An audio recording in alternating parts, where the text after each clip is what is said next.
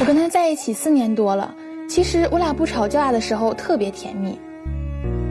但现在一吵架就吵得不可开交，每次他都要死要活的。一开始我还能劝劝他，可后来我真的受不了了。我不知道我们在一起这么久了，他为什么现在要和我分开？其实我做的每一件事都是为了他好，他凭什么要跟我分开？反正现在我是无论如何也不会和他在一起了。让我们掌声请出这对小情侣，掌声有请。男嘉宾小王22岁，来自河北，是一名学生；女嘉宾雪雪23岁，来自黑龙江，也是一名学生。来，有请两位，有请。欢迎两位哈，半个同行是吧？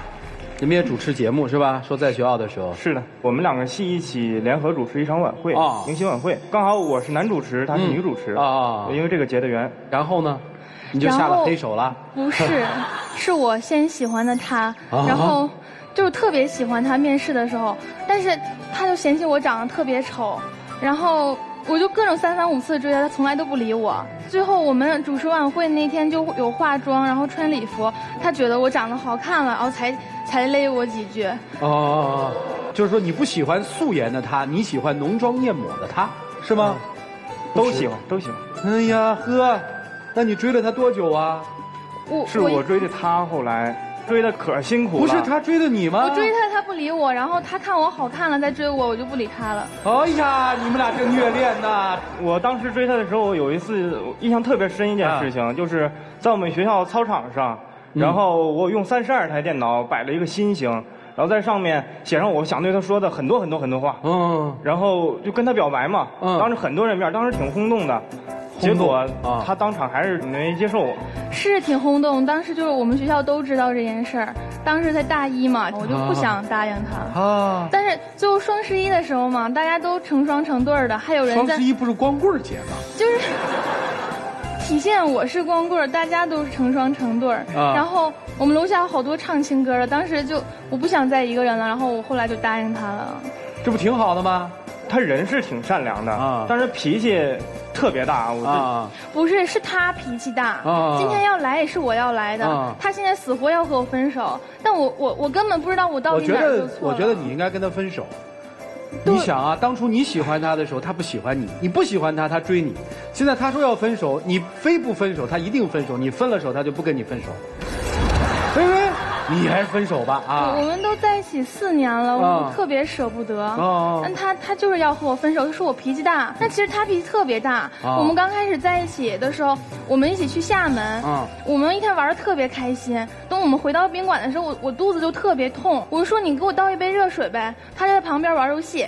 然后他跟我说一句：“你自己没长手啊，你自己拿去啊。”我当时是话重了点我那句游戏挺关键的，我之后会给他倒的，他一点都等不了，半分钟都等不了，我那么疼，我动不了，我一步都动不了，他就是不给我倒水去。那你说你呢？你后来呢？我就因为没给你倒水，你就闹着要回学校。咱旅行计划多久啊？你回去什么劲儿啊？我当时肚子特别疼，我是强忍人肚子疼，我下去收拾行李。我其实就是想装一下让他看我一眼我收拾行李。其实我上哪儿走去？我走不了啊。然后他就开始，他真给我收拾行李，把我所有行李打包好了，就给我轰出宾馆给我找个出租车，然后跟那个司机说给他送火车站，然后他就走了。什么都没管。我当时也是气的，你说倒杯水不行，然后你能自己下去收拾行李，多让人生气啊！我那游戏要耽误我都输了。我爬下去的，我那么疼。然后我当时在火车站，我一个人根本买不着火车票，然后我给他打1宿电话，一开始是不接，后来直接就关机了。我一个人在火车站躺了1晚上。你说这我脾气大，他脾气大，现在还跟我作，还要跟我分手。你们俩脾气都够大的了。那经历过这件事之后，你们怎么没分开呢？他找我道歉了。你道歉了？我是找他，我第2天醒了，我觉得确实是我做的不对，我当时在气头上，有点冲昏头脑了，我就去找他，去宿舍楼下，我站整整1天呢，在宿舍楼下。后来你不该呀，那不该吗？该。他后来他原谅我了，后来原谅我之后，然后我对他真的挺好的，我基本上除了睡觉，我每天就是陪着他。现在为什么你要跟人分手呢？我是觉得他还是那个样子，因为一点鸡毛蒜皮小事就跟我生特别大的气啊！我就连喝口水，然后他都能跟我急眼。喝水那事儿本来就是你的错啊！怎么就我错了？当时我们俩在河边走嘛，我喝了口水，我觉得有味儿，我就吐了。然后他可倒好，就因为这件事儿，叨咕一路。是那么简单吗？就是那个时候，我刚看过一部非洲纪录片，就是很多非洲人一滴水都喝不上，好多人就因为没有水就死了，真的是活活渴死的。他那时候那么一大瓶水，满地吐，咣咣往下吐，那些水能救多少条人命啊？那我就教育教育你啊！你第一，你不珍惜环境；第二，你也不珍惜人家的生命。你这点水能救多少人啊？我教育你一下不行吗？你说就因为这点事儿，我说他2句，有可能是我说话重了，或者赏他一下。你说什么了？我说你神经病啊你啊，多大事儿啊！他说我装清高，说我装的，那我就是好心。后来你还赏他了？对，我赏了他一下，谁知道他真就往河里跳啊！你都赏我了，不就想让我跳河吗？他把我往河里赏，我就随他去。跳了。河水深吗，姑娘？到这儿。我真没想到他能跳河，你知道吗？然后你下去救了吗？我救了呗，我能不去救他吗？啊！后来我拼了命给他拽上来了啊！我觉得他，你说经过这么大一件事儿，肯定这人肯定改了，不会再这样有这种毛病了。结果到后来他还是这样。他就一直数落我，从头到尾，现在事儿全是我身上。你自己想没想过你自己有啥问题？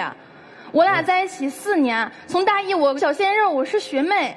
我就跟他在一起了，我没有过自己的生活。这4年，每一年周年庆从来没给我过过。第4年，我自己买了一些气球，然后给他准备了一个惊喜。然后他进屋给我来一句：“这咋这么磕碜呢？这气球，这黄色的不好看。”你这样让我心里多难过吗？我就说那2句，咱俩在一块儿天天开心就行了呗。那么多庆祝干嘛呀？就追我的时候对我那么好，然后之后对我就特别冷淡。就这点事儿，你至于犯得上就把咱俩在一块儿那么久，攒那么多东西，你往河里扔吗？你瞅我啥都不顺眼，我就扔那些让你顺顺眼呗，让你清静一下。扔河里我不管了，我能接受，但是他整人玩失踪，我真接受不了啊！你知道我多担心吗？我整整3天我找不着你人，你朋友没人知道你去哪儿，你寝室也没人。我最后通过你父母，我才知道你偷偷跑回家去了。我怎么我就偷偷跑回家？我想家，我回家不行吗？我跟你在一起4年，我感受过一点温暖吗？我爸我妈从小对我娇生惯养的，到你这儿，我每天给你洗衣服。哎呀，你说这养闺女有什么好啊？都给别人洗了，也不给老爸洗。所以我就想家了，所以我回家了。我怎么了？那我后来不也劝你去了吗？我苦口婆心跟你说。是你后来是劝我了，然后我俩又重归于好了。然后好了之后，他就对我还是就那样，我听明白了，特别冷淡。这次为什么要分手啊？这次主要就是他又生病了啊，然后我陪他去一个医院。他陪我点滴，当时我烧了40多度，都已经对，真的是晕了。晕之前我跟他说过最后一句话，说你帮我看着，我在输液嘛。他答应我了，但答应我的时候眼睛看屏幕，还在那玩游戏。然后我睡着了。谁玩游戏？我当时你就是在那玩游戏呢。我朋友给我发信息，我回人个信息。你发啥信息呢？屏幕上都是游戏界面，你当我瞎呀？他就是玩游戏呢。后来呢？后来你知道我咋醒的？就是我是活生生被疼醒了，那个针那个血都已经回流到上面那个小葫芦里了。他还在那玩呢，我一疼，我发现不对劲儿。就那几秒钟的事情，哪有那么严重啊？几秒钟的血能流那么快呀？能回流到上面去啊？什么都狡辩，就是不承认自己错误。是我是有错，那这点事儿你至于又叨咕我一路吗？我不该叨咕吗？我叨咕你1天，我应该叨咕。你一直叨咕。那我受伤了不能叨咕你吗？那我就不能还2句嘴啊？你不能还嘴啊？那我还你2句嘴，你往马路上冲啥劲儿你啊？你那么凶我，本来就是你做错了，我伤不伤心呢？哦，这姑娘等于又准备游车河了是吧？但是我特别生气，我就挣开他，我就想跑。要不我身手快，他现在早被车撞死了。啊，真想分手啊？我是觉得真的，我跟他在一块儿，我特别害怕，要不跳河，要不你说撞车，哎，那你说你自己有没有问题啊？不，姑娘，确实不想分手哈。以后还跳河不？当时也是冲动，不是故意的。就以后还那么冲动不？不会了。老师们，你们看怎么办吧？丘比特问卷。姑娘，您跳河那一刹那，你想的是什么？第一，我气他。因为他让我不爽了，所以我跳河气他吓他。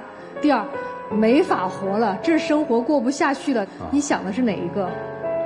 都有。有吧，又想气他，又不想活了。他一点台阶都不给我下。你要是真想救我，你给我个台阶下，我不就上来了？不管他有没有给你台阶下，但我姑娘，我告诉给你，如果在恋爱的时候做出冲动的举动，至少证明这个冲动举动的人，第一，他的自控能力太差了。恋爱吵架只是生活当中最小的挫折，生活当中比这个挫折大的多了去了。未来如果你在公司里边去上班，你的老板骂你了，那你怎么办？难道你跳楼啊？那可了不得啊！所以自控能力差，这是第一个。第二个最重要的，太自我了。以跳河这件事情来讲，你的冲动举动让我有一个担心是，我要跟你在一起，我特别害怕，不知道哪一件事情做错了，你又做出冲动的举动。第一，可能伤了你；第二，其实你还会伤了我。比如说撞车河那件事情，万一真的把你伤到了，我可担不起这个责任。他可能真的怕了。所以姑娘，我想告诉你最后一点是，在爱情当中，一个人连自己的生命都不珍惜，你没有办法让别人去珍惜你。对于男生也是一样的，他冲动你的这种焦虑我也能理解，但是我实在理解不了的是，一个能用32台电脑布一个新阵的男生，怎么在周年庆的时候不能做一点浪漫的举动？爱情不是你光说2句话就可以了，爱情最重要的是，在他需要体谅的时候，你得体谅他；在他需要跟你2个共同共度难关的时候，你真的得陪他。如果你真的陪不了了，千万不能说我在考虑我们要不要分手。你真想分手了，斩钉截铁跟他讲，我们俩不合适，是因为你的性格和我的性格，我们俩得分开。这是你应该说的很男人的话。女孩，你知道真正不给你台阶的人是谁吗？他就是你自己。每次你都要把自己往那么高的楼层上垒，一定会有那么一次，他想给你台阶也给不了，因为你站得太高，你把自己推到了一个别人无法给你台阶的那一步。难道你的生命，你所有的价值就是围绕他？只有他能顺着你，你才能找到自我吗？因为事情做的开始就是他不对的，所以我不是。如果说情侣之间2个人一定要分出谁对谁错的话，那他们俩不是在一起谈恋爱。我敢说，他每一次的道歉都心不甘情不愿，确实貌似是和好了，其实裂痕又大一点。对，每次一天一点裂痕，你从来不给一个弥补裂痕的余地。还没好呢，又制造一回，一次又一次的，你是在作呀。要爱他，就踏踏实实的，别做出一些自己都不能控制后果的事情。你可能一时冲动，但是每次都冲动的话，你太不成熟了。不能每次先把自己甭管是生命还是自己的尊严全抛出去，期望就是你给我接着啊，你不能让我丢面子啊！我跳水里我不会游泳，你也救我去。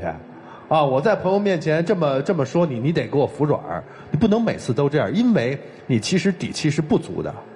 对。你不知道他下一次什么时候就拜拜了，你吧唧你就摔在地上了。但我就希望每次我俩吵架的时候，他能先哄我一下，哪怕认一个错，他从来都没有。包括你们去旅游，每一次都说我要表示出我很生气，你得留我吧。没想到人直接给你送火车站上了。这真不是谈恋爱，谈恋爱不是这样的，对方已经觉得你不可控制了，甚至于是怕你了，怕久了呢就累了嘛。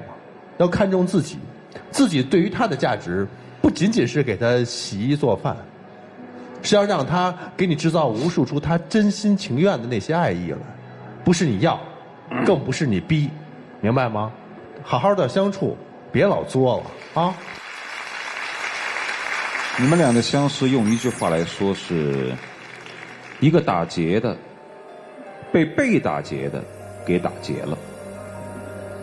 男生本以为女生是一个很容易搞定的人物，但没想到在生活当中有很多他搞不定的事儿，因为他碰上一个不要命的。所以相反，最后他是被你给打劫了。坦率的来说，男生在你身上是不用心的。他整个跟你在一起相处就是4个字：心不在焉。种种事例可以证明，男生是一个形式主义者。32台电脑也好，以至于后来的种种道歉也好，其实他是没有用心，他只是形式上而已。每一次在道歉的时候，都是口服心不服，压根儿没把这件事情放在心上，所以才会一而再再而三的犯。倘若我们想想，一个男人真的把心用在你身上，别的例子不举，就说这个打吊针的事儿，近在咫尺，血居然能够回流到这么高，那不是打点滴，那叫抽血。所以这个男生有多么的不关注你，在我看来，他对于这段感情是不慎重的，没有用心去爱护你和关照你。但是你有点太作践自己，以死相逼，这是泼妇的选择。更何况，如果是以死相逼来逼婚，倒也说得过去。你每次以死相逼，逼的是什么？逼一个道歉，逼一个认错，逼一个低眉顺眼。更何况每次你以死相逼换来的是心悦诚服吗？不是，是口服心不服。所以，你把自己置于何等低贱的程度？任何以死相逼的人，最后所做的结果一定是轻者痛而仇者快。你看，你一次次以死相逼，现在换来的是什么？换来的是他想要走。他心里一定在想，我挺烦这个女人的。你自己不把自己的命当回事儿也就算了，你可千万别连累我。所以你现在是让人讨厌的地位，你为什么不尊重自己呢？所以说，要体现出自己的价值和自尊的话，首先得尊重自己的生命，不要动不动就死啊死啊死的。如果那天你从护城河上跳下去，结果不会有任何的痛惜，他顶多1个礼拜就好，你还有什么价值呢？你没有任何价值。没用心就走吧，你的心根本没有放在他身上。所以你今天千万不要说是因为你对我付出了感情，是因为你每次都以死相要挟。我其实告诉你，回想起我们相处的点点滴滴，其实我真的没有用太多的心思在你身上。这样的话也算是一了百了。就这样吧。一段年轻的爱情，成熟的人一听，既荒诞又荒唐。老师们给你提了一个醒：面对未来，希望男生和女生都在爱情当中不要失去自我，学会自尊。不想在一起就分手，别再闹了，好吗？来，一起进入黄金60秒。咱俩都在一起4年了，我现在生活中都是你。我为你付出也挺多的，而其实我说的都是你的不好，生活中你对我还是挺好的，所以我不想失去你，我以后会改的。其实我就闹过2次，以后也不会再多了，希望你别走。其实说实话，咱们俩在一块儿，你挺照顾我的，我心里特别感激。但是我不知道你这种性格到底能不能改了。我肯定能改，别和我分手了吧。请回吧。来，请关门。下载使用甜甜圈，提出情感问题，就会得到导师们的在线解答，并有机会在爱宝节目中得到涂磊1对1的指导。使用微信摇电视参与互动，请点击左上角宝箱抽取现金卡。如果您想报名参与到我们的节目中，可以关注伊贝诗官方微信或到伊贝诗线下销售网点进行报名。他们会做出一个怎样的决定呢？请开门。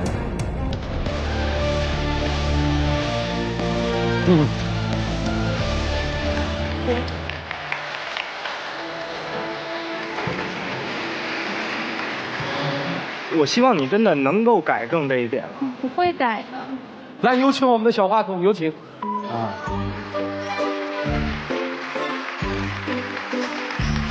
要保湿，伊贝诗。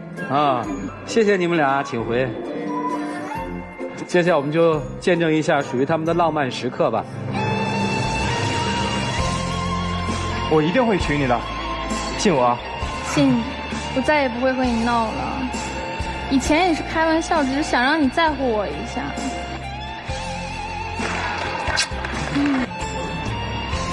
如果你们选择在一起，希望你们改变自身的一些缺点，开开心心的在一起生活。祝你们幸福，请回。谢谢。谢谢。